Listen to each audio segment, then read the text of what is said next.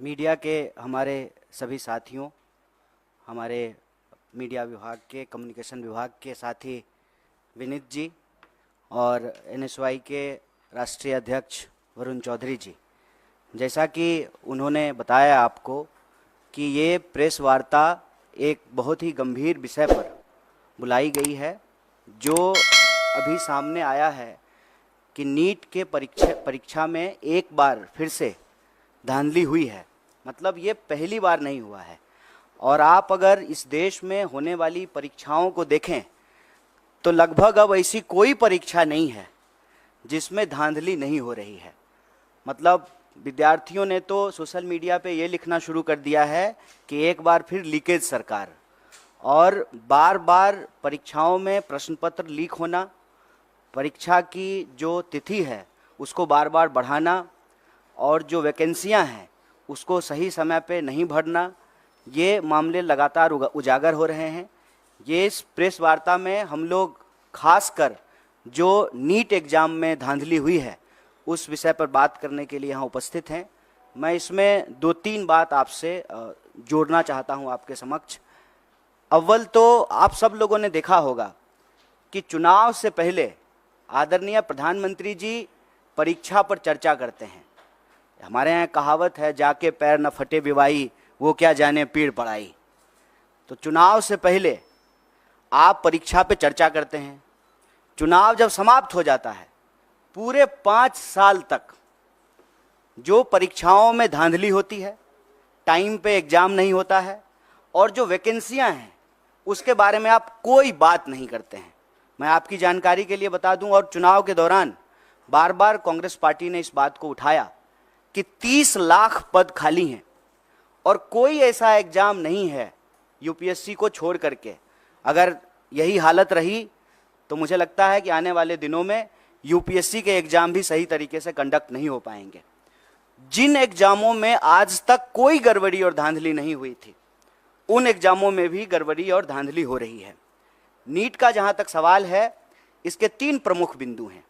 पहली बार लोग कहते हैं कि रैंक 1 2 लोग होगा, 4 लाख होगा। इस बार नीट के एग्जाम में जब आप उसके रिजल्ट को देखेंगे, 67 लोग जो है वो जो है फर्स्ट रैंकर हैं और उसमें से 720 नंबर मिला है, मतलब 100% मार्क्स मिला है। जब इस सवाल को उठाया गया तो एनटीए के डायरेक्टर ने कहा कि ग्रेस दे करके जो है इनको हम फुल मार्क्स दे दिए हैं। तो उसके क्या नियम है, उसकी क्या ट्रांसपेरेंसी है, किस आधार पे जो है आपने 720 में से 720 दे दिया। और इस देश की सबसे प्रतिष्ठित जो मेडिकल इंस्टीट्यूट है एम्स, वहां पर 50, 60, 65 लोगों को एडमिशन होता है। अब आप ये समझ लीजिए कि जिनका रैंक 1 है, जिनको 100 में से 100 मार्क्स आया है, उनका भी एडमिशन एम्स में नहीं होगा। तो पूरी तरह से इन्होंने इस देश के एग्जामिनेशन सिस्टम को मजाक बना दिया है। कारण क्या है कि वही खुद अगर पढ़े होते, एग्जाम दिए होते, एग्जाम हॉल में बैठे होते तो समझ में आता कि एग्जाम स्टूडेंट के लिए कितना इंपॉर्टेंट है, वैकेंसी स्टूडेंट के लिए कितना इंपॉर्टेंट है, एडमिशन होना स्टूडेंट के लिए कितना इंपॉर्टेंट है। पढ़ने लिखने वाले तो लोग हैं नहीं सरकार में, बस चुनाव के लिए, वोट के लिए परीक्षा पे चर्चा करते हैं। खुद तो परीक्षा दिए नहीं है। परीक्षा अगर दिए होते तो दर्द मालूम होता।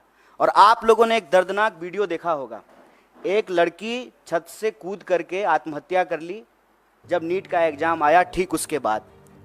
और जब जब कहीं भी किसी भी एग्जाम में कोई गड़बड़ी हो रही है, इसका खामियाजा सीधे विद्यार्थी को भुगतना पड़ रहा है।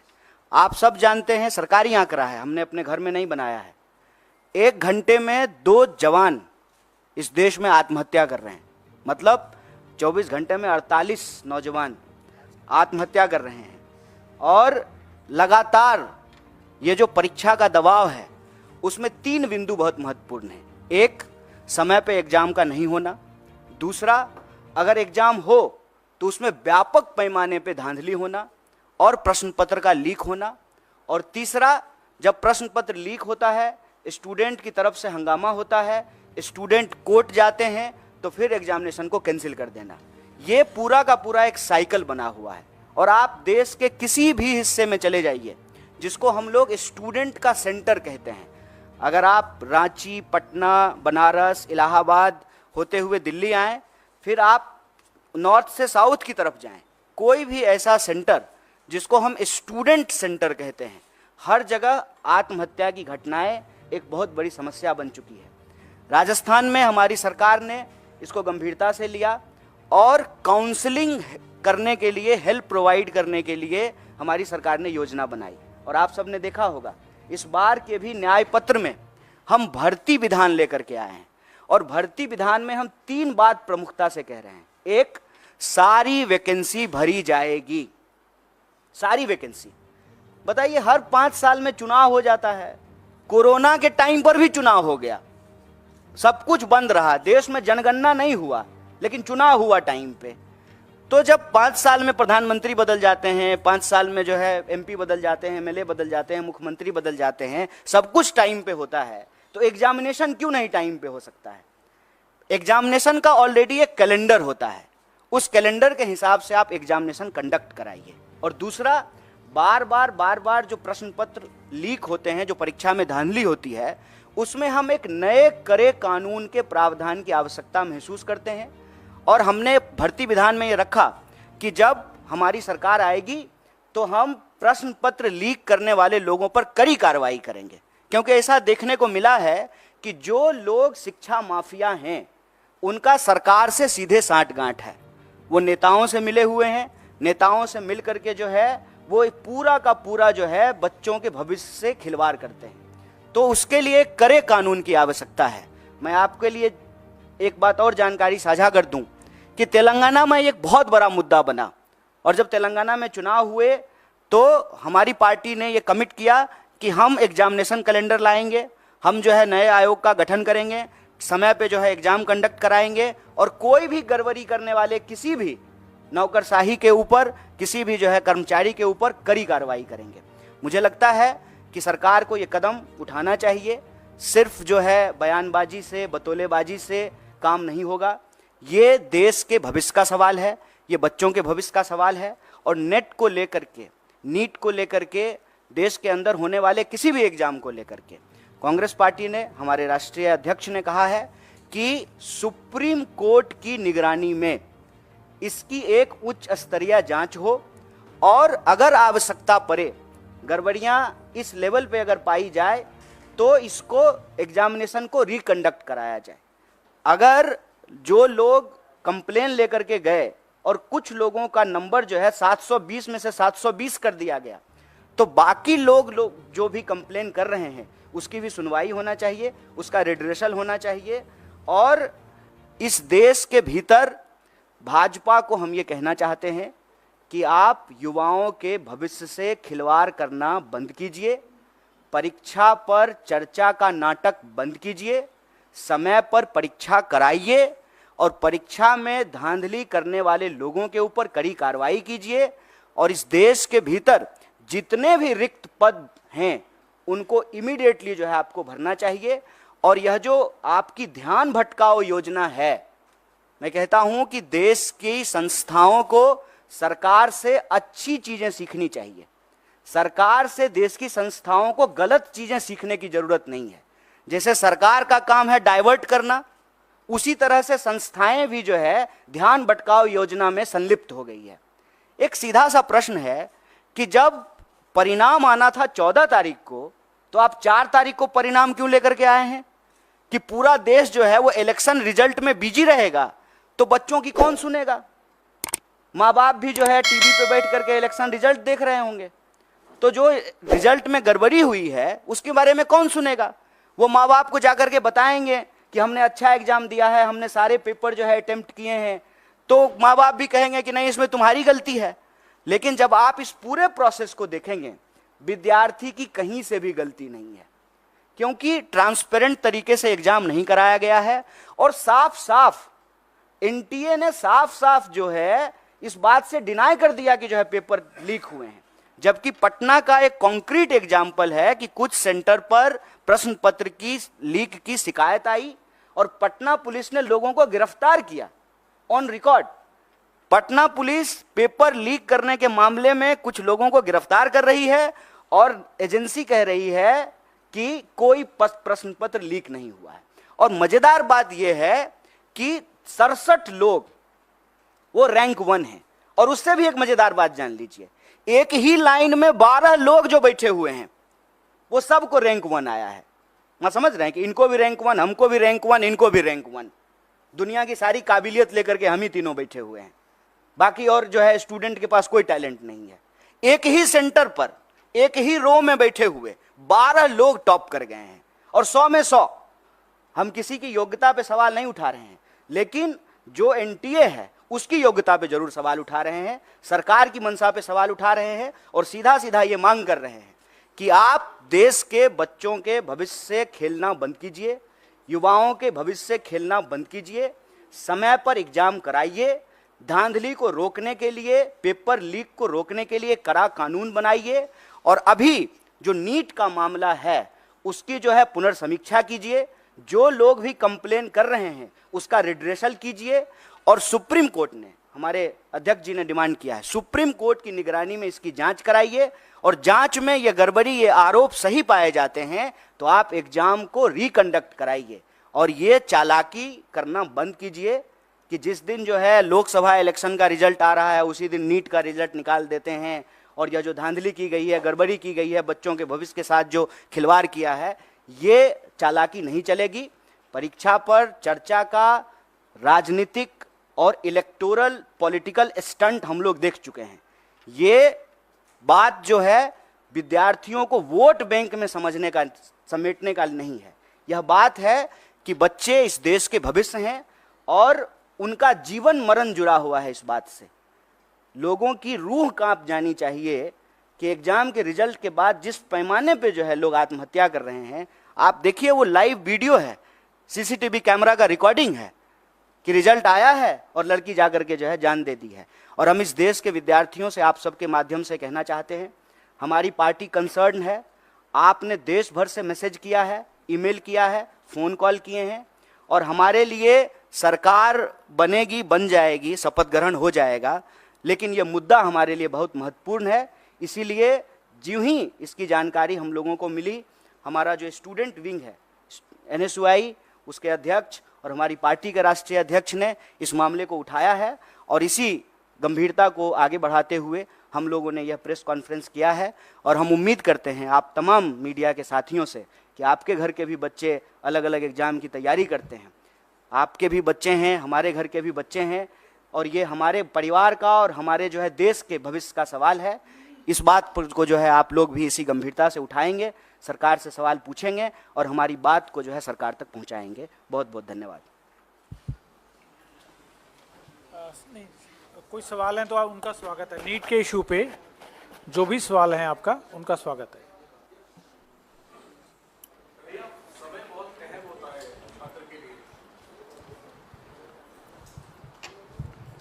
समय बहुत अहम होता है छात्रों के लिए, और खासतौर पे उनके लिए जो प्रभावित हैं। जिस तरीके से गंभीर सवाल उठ रहे हैं, आप लोगों ने भी उठाया है, तो सुप्रीम कोर्ट मॉनिटर्ड जांच की मांग आपने की है। क्या कोई टाइमलाइन आप लोग अपनी तरफ से चाहते हैं कि इतने दिनों में ये जांच पूरी हो और इसको लेकर के स्थिति स्पष्ट हो? अगर दोबारा परीक्षा करवानी होगी तो उसमें भी काफी समय लगेगा, इस पर आप कुछ कहना चाहेंगे? जैसा कि आप पढ़े लिखे आदमी हैं, खुद ही एग्ज़ाम दिए हैं, तो आपको तो मालूम है। तो अब सब लोग यहाँ पढ़े लिखे लोग हैं, एग्ज़ाम देते रहे हैं। ये जो वक्त है, ये एग्ज़ाम का रिजल्ट आने का वक्त है, और जुलाई से लगभग देश में हर कोर्स का नया सेशन शुरू हो जाता है। हम खुद पढ़े लिखे हैं तो हमको अनुभव है। हमको लगता है कि इसको जल्द से जल्द करना पड़ेगा, क्योंकि अगर इसको जल्द से जल्द नहीं करेंगे तो फिर सेशन लैप्स कर जाएगा। और ख़ास करके हम बिहार से पढ़ के आए हैं, तो हमारे यहाँ ग्रेजुएशन जो है 3 साल का 5 साल में होता है। इसी चक्कर में कि सेशन जो है मान लीजिए 7-10 का है, जुलाई से पहले रिजल्ट नहीं आया तो 10 से 12 का जो एमए का सेशन है उसमें एडमिशन नहीं हो पाएगा। तो समय बहुत महत्वपूर्ण है।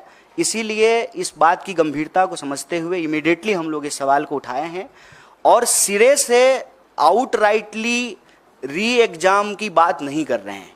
हम भी उस वक्त की नज़ाकत को समझते हुए ही यह बात कह रहे हैं, लेकिन जो लोगों की शिकायत है उसको इमीडिएटली जो है उसको एड्रेस किया जाए।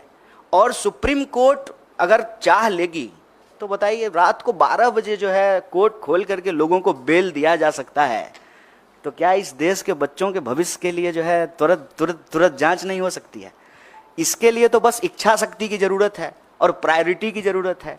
अब प्रायोरिटी डेमोक्रेसी की अगर सिर्फ यही है कि जो है कौन किधर आया, कौन किधर गया, कौन किसको समर्थन दिया, कौन किसको समर्थन नहीं दिया, अगर यही शोरगुल चलता रहेगा, और मैं इसीलिए टाइमिंग पे सवाल उठा रहा हूं कि जानबूझ करके 14 का रिजल्ट 4 को निकाला गया है। पता है कि 4 को जो है देश में इतना बड़ा चुनाव हुआ है, पूरा देश जो है उस डिस्कशन में बिजी हो जाएगा। 4 तो छोड़िए, देश तो 1 तारीख से ही बिजी हो गया था, एग्जिट पोल पे ही जो है डांस ऑफ डेमोक्रेसी हो रहा था। तो अभी भी जो है वही चल रहा है, तो हेडलाइन में इसको जो है प्राथमिकता मिलेगी नहीं। लेकिन हम कहते हैं कि डेमोक्रेसी तो लोगों से ही बनता है ना, और हम सबका, आपका, हमारा, सबका भविष्य तो हमारे बच्चों से है। अगर हमारे बच्चे परीक्षा के दबाव में आकर के, जिसमें उनकी कोई गलती नहीं है, आत्महत्या कर रहे हैं, इससे और दर्दनाक बात क्या हो सकता है? और इससे ज़्यादा जरूरी बात भी कुछ नहीं हो सकता है। इस पर जो है तुरंत कार्रवाई करनी पड़ेगी, क्योंकि सेशन शुरू होने वाला है। तो ये सारी प्रक्रिया जो है तुरंत शुरू करना पड़ेगा। 24 लाख से ज़्यादा लोग, ज़्यादा स्टूडेंट जो हैं वो एग्जाम में अपीयर हुए हैं।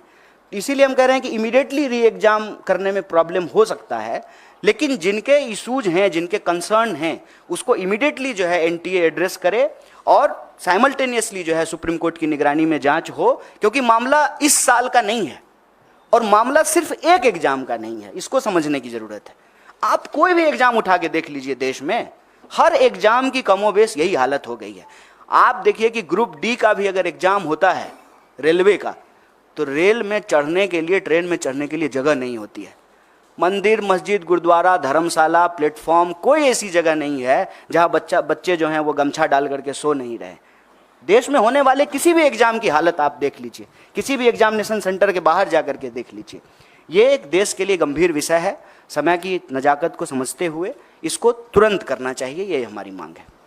सर मेरे एक सवाल है कि आप लोगों ने प्रॉमिस किया था अपने मैनिफेस्टो में कि आप लोग इसके अगेंस्ट जो है स्ट्रिक्ट एक्शन लेंगे, लॉ भी बनाया जाएगा, लेकिन क्योंकि अब इंडिया ब्लॉक की सरकार नहीं आएगी है, तो क्या आप लोग किस तरीके से एनडीए पर इस बात का दबाव डालेंगे? क्या आप सड़कों पर जाएंगे या फिर कोर्ट में आप लोगों की तरफ से भी इसकी कोई अपील की जाएगी? देखिए, एक अव्वल तो ये जान लीजिए कि विद्यार्थी इस देश के किसी राजनीतिक पार्टी या राजनीतिक दल के मोहताज नहीं है। और मैं आपको पीछे हुए 4-5 आंदोलनों का एक उदाहरण दे सकता हूँ। कोई लीड नहीं कर रहा था, चाहे एसएससी का मामला हो, अग्निपथ का मामला हो, किसी भी एग्जाम में जो गड़बड़ी हुई है या गलत नीति सरकार लेकर के आई है, उसको कोई पॉलिटिकल पार्टी लीड नहीं कर रही थी। साइमल्टेनियसली जो है, क्योंकि जिसका जीवन उससे जुड़ा हुआ है, जिसका पूरा का पूरा भविष्य उससे जुड़ा हुआ है, उसके पास सड़क पर निकलने के अलावा कोई रास्ता नहीं बचता है। तो पॉलिटिकल पार्टी के मोहताज नहीं है। लेकिन उन विद्यार्थियों को हम ये कहना चाहते हैं कि इस देश की जिम्मेदार विपक्ष होने के नाते, इस देश की सबसे बड़ी विपक्षी पार्टी होने के नाते, इस देश का one of the biggest student organisation के बिहाफ पर हम आपको कह रहे हैं कि स्टूडेंट को हम साथ देंगे। और हमारे लिए एक गंभीर विषय है, चुनाव पर चर्चा करने की बजाय, सरकार बनेगी कि नहीं बनेगी इसकी चर्चा करने की बजाय, अगर हम नीट के सवाल को प्राथमिकता दे रहे हैं तो आप हमारा कंसर्न समझ सकते हैं। हमारी सरकार नहीं बनी है, ठीक बात है। हमारी सरकार अगर बनी होती तो ये प्रेस कॉन्फ्रेंस करने की ज़रूरत ही नहीं पड़ती। हम प्रेस कॉन्फ्रेंस तो इसीलिए किए हैं ना कि आप लोगों के माध्यम से हमारी बात सरकार तक पहुँचे और हम इस देश के विद्यार्थियों के बिहाफ पर जो उनके डिमांड हैं वो सरकार तक पहुंचाने की जोरदार तरीके से कोशिश कर रहे हैं। सर मेरा सवाल ये है, प्रदर्शन के मामले में आपको मैं बता दूं, ऑलरेडी कई जगह पे प्रोटेस्ट हो रहे हैं। हमारा जो है, हमने जो कंसर्न स्टूडेंट्स हैं उनसे बात की, उसमें से कुछ लोग ऑलरेडी कोर्ट मूव कर गए हैं। तो जब वो ऑलरेडी जो है पिटिशनर बन गए हैं तो हम लोगों को जो है उन्हीं के साथ हैं। हम लोग जो है अलग से पिटिशनर नहीं बन रहे हैं, उनके साथ रहेंगे। और दूसरा ये कि हम तुरंत जो है एनटीए के साथ जो है एक डेलीगेशन भी मिलेगा और जो विद्यार्थी आंदोलन कर रहे हैं उनके साथ हम पूरी तरह से खड़े हैं और हमारा पूरा नैतिक समर्थन है। सर लगातार जिस तरीके से नीट के एग्जाम में हम देख रहे हैं गड़बड़ी हुई है, इसमें बहुत सारे ऐसे बच्चे हैं जिनके पास टाइमिंग का इशू रहा होगा, जो एग्जाम के लिए अपीयर किए होंगे, काफ़ी सालों से भी कर रहे होंगे, तो उनकी भी कुछ मांगी होंगी, उसके लिए आप क्या कुछ कहना चाहेंगे? देखिए, वैसे आप अगर इस देश में परीक्षा संबंधित किसी धांधली या गड़बड़ी को देखेंगे तो कंसर्न समूह बन जाते हैं, क्योंकि हम लोग तो एक एग्ज़ाम की बात करते हैं, लेकिन जब रियल ग्राउंड पे जा कर के अपीयर होने वाले स्टूडेंट को देखेंगे, ग्रुप और क्राइटेरिया को देखेंगे, तो अलग अलग तरह की जो है वस्तु स्थिति उत्पन्न हो जाती है। मान लीजिए जिनका लास्ट अटेम्प्ट है या जिनका एज का बात है, तो उनका रहता है कि हम री एग्ज़ाम कराएं। हम इसको लेकर के अपनी तरफ से कोई बात नहीं कह रहे हैं, जो विद्यार्थियों की तरफ से मांग आ रही है उसी को रीइटरेट कर रहे हैं। पहला, इमीडिएटली जो है रिड्रेसल हो, जो भी इशूज आ रहे हैं उसको। दूसरा, इसकी जो है एक निष्पक्ष जांच हो। और तीसरा कि अगर ये पाया जाता है कि इसमें गड़बड़ी हो तो री एग्ज़ाम हो। इसके 3 स्टेप्स जो है हम लोग ले रहे हैं। और वो जो इशूज हैं आपके, उसको संबंध में भी आपको बता दें कि एक बार अगर सरकार बात को मानने के लिए तैयार होती है तो एज क्राइटेरिया को भी रिलैक्सेशन दिया जाता है और अटेम्प्ट का भी जो है रिलैक्सेशन दिया जाता है। मैं आपके सामने यूपीएससी का ही एग्जाम्पल देता हूँ। जब सीसेट लागू किया गया था उस वक्त कांग्रेस पार्टी की ही सरकार थी, उसकी वजह से जो है ये प्रॉब्लम क्रिएट हुआ था और फिर सरकार ने जो है अटेम्प्ट का और एज का रिलैक्सेशन दिया था। सरकार ही तो हर नियम कानून बनाती है ना। सरकार अगर कंसर्न है विद्यार्थियों के भविष्य को लेकर के तो वो जो है अटेम्प्ट का भी रिलैक्सेशन दे सकती है, एज का भी रिलैक्सेशन दे सकती है। कन्हैया जी, टीडीपी ने कहा है कि मुस्लिम आरक्षण जारी रहेगा। चुनाव में आपने देखा होगा कि इसको अभी किस तरीके से नीट पे बात कर लेते हैं। हालांकि ये सवाल जो है ना प्रधानमंत्री जी से पूछना चाहिए कि जो अपने भाषणों में सबसे ज़्यादा इस बात को बोले हैं और उससे ठीक कॉन्ट्राडिक्टरी बात करने वाली पार्टियां उनके साथ है। सिर्फ टीडीपी की बात नहीं है, जेडीयू भी है, वही पोजीशन है, टीडीपी भी है, जेडीएस भी है। इनफैक्ट आपको मालूम है कि कर्नाटक में जो है जेडीएस ने ही सबसे पहले इसकी शुरुआत की थी। तो ये सवाल मेरे ख्याल से भाजपा के प्रवक्ता और आदरणीय प्रधानमंत्री जी से पूछा जाना चाहिए। और कोई सवाल? बहुत बहुत धन्यवाद आप सबका।